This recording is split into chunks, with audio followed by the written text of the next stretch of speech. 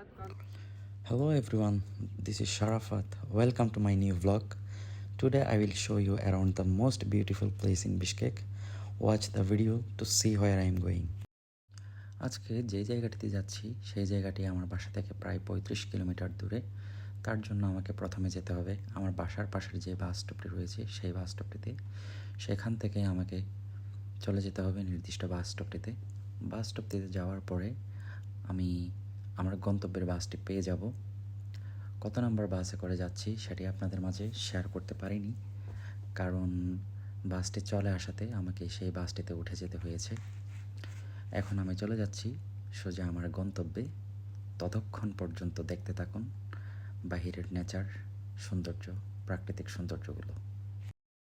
এবং এই ট্রিপটিতে মোট কত টাকা খরচ হয়েছে, কত নাম্বার বাসে করে গিয়েছি, ভিডিওর শেষে সব বিস্তারিত আপনাদেরকে জানাবো।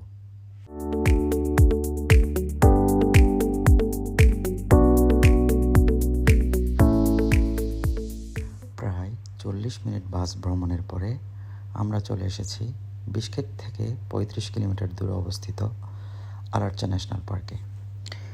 এটি হচ্ছে আলারচা ন্যাশনাল পার্কের গেট। এই গেট দিয়ে প্রবেশ করার পরে আমাদেরকে টিকিট ক্রয় করতে হবে। এই মেশিনগুলো দেখতে পাচ্ছেন,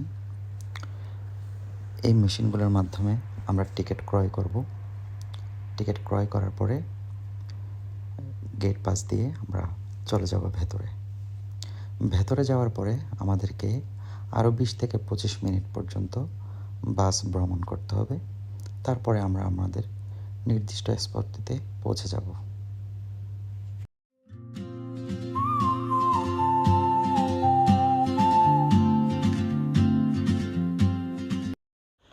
বাস থেকে নামার পর কিছু দূর আগালেই এই কেবল কারগুলো দেখতে পাওয়া যায়।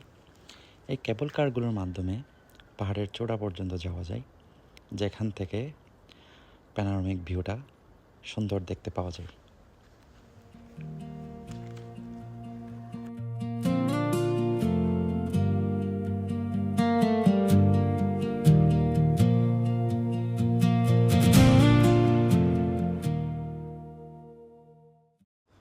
দেখার মতন আর কি রয়েছে তা দেখতে হলে আমাদেরকে এই পাহাড়ি রাস্তা বেয়ে পার্কের শেষ পর্যন্ত যেতে হবে।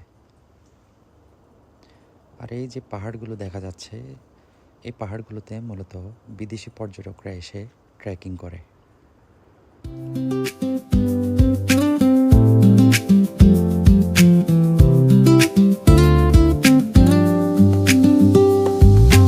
এই পাহাড়ি সৌন্দর্য ধারণ করতে গিয়ে আমার চোখে দুটি সুন্দর জিনিস ধরা পড়ে।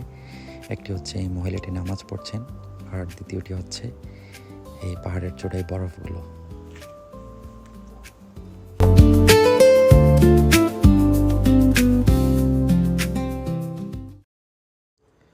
কিছু দূর আগানোর পরে এই সাদা পাথরগুলো দেখতে পাওয়া যায়, এবং এই পাথর বেয়ে পানি প্রবাহিত হচ্ছে, যেটি দেখতে একদম সিলেট সাদা পাথরের মতন। আর এদিক দিয়ে একটি রাস্তা রয়েছে যেটি ওয়াটারফল পর্যন্ত চলে যায়, তবে সময় না থাকার কারণে আমরা ওটুক যেতে পারিনি, কারণ যেতে হলে আমাদেরকে প্রায় 35 কিলোমিটার পাড়ি দিতে হবে।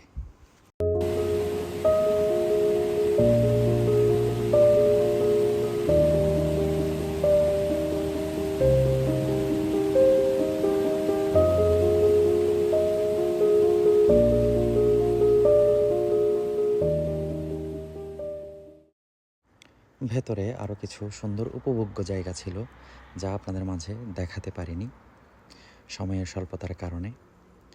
মূলত এই জায়গাটি হচ্ছে আপনার যারা পাহাড় পছন্দ করে, ঝর্ণা পছন্দ করে, ওয়াটারফল দেখতে চাই এবং হ্রদ দেখতে চাই, তাদের জন্য মূলত এই জায়গাটি। তো আজকের মতন আমরা চলে যাচ্ছি। আমাদের বাস এখানে দাঁড়ানো আছে, এই বাসগুলোর মাধ্যমে আমরা ভেতরে আসছিলাম।